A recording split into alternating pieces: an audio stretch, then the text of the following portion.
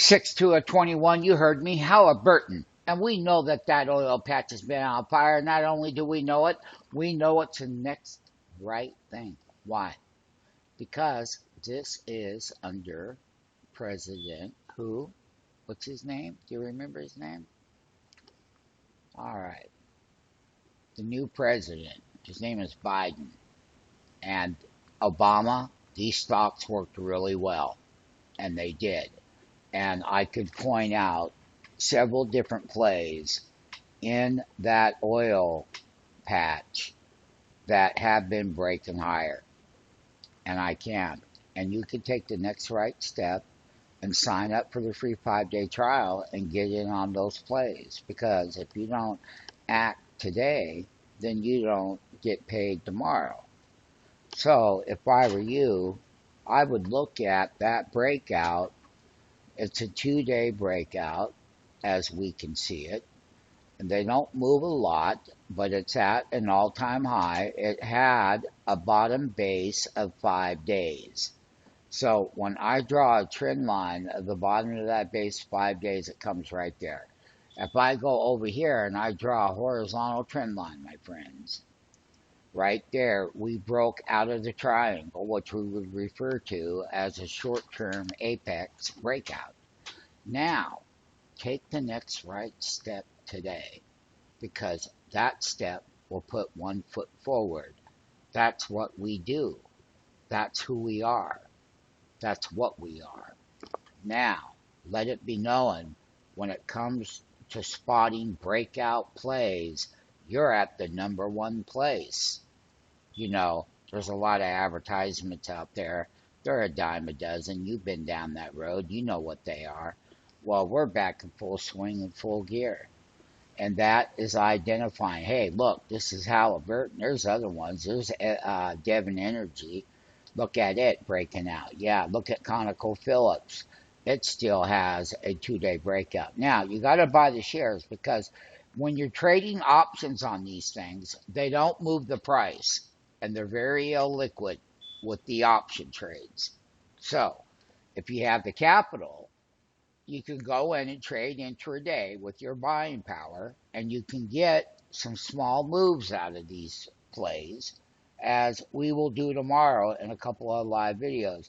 Another one to keep your eye on is Chevron, because it came with a small gap and a continuation of a small movement. Like I said, they're boring stocks. They're not high dollar tech stocks. No one ever said that. But nonetheless, let's get back to Halliburton. Oh, and another leader in the group is going to be EOG. EOG has always been the leader. And every time that it pulls back, and as long as this mentality is rotating out of tech and into these kind of names, that's been going on since November of 2020. They sell and take profits at times, and then they buy back after they sell, and then everybody goes right back in the same thing. And who is the crowd of people that does that?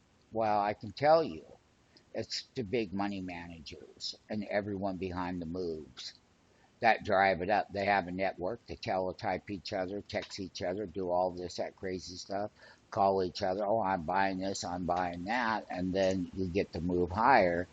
So we have seen that progressiveness and consolidation over a period of time in EOG. And once again, Halliburton, and don't forget, he broke out of that ascending triangle right here in the apex, which is always what we're looking for. I want to feature HES in the space. He got above the previous day's high right here. Okay, like I said, today has only moved 30 cents, 0.34%. And one thing about these is if you're going to do option trades and you think that HES is going to go up above 95, you need to go out long term. And you need to look out 6 months or 9 months from now. for the long term using your option trades there. Short term, if you have the dollars in your trading account, you want to hook up with us, you can trade these intraday, and you can. And you can trade it using your margin, which you can do. And there are a lot of different things that you can do. So you can get breakouts. They don't move a lot, but once again, every price that I look at is going higher. And it reminds me back when Obama became president over time. Everything, our edibles, our fuel, our energy, what we eat, how we bathe ourselves, it doesn't matter. And then all the shortages, and then hijacking cybersecurity, hijacking our meat plants. What is it? They're going to try to cut our food supply off next? Who knows? The thing of it is that we're paying higher in energy, oil, gas, this, that, and all of them. Refineries, they've been going higher.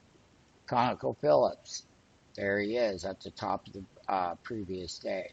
So this is just a feature of a few of them in the sector. There are others, but just for the sake of time, my friends, once again, it's a consolidation and accumulation. And we can see where that money now, what we're looking for, if we're going to jump in it tomorrow, then we would want increased, we would like to see 3 times average daily volume because that's what we need to see.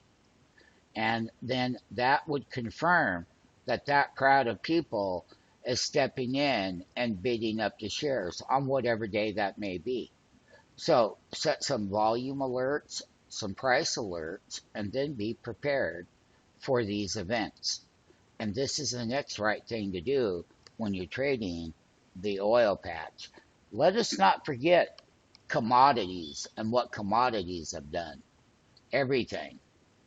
When you go to the grocery store and you pick something up and you want to go buy it and eat it, you don't feel good about buying it. Why? Because you pay more money for it. That's why.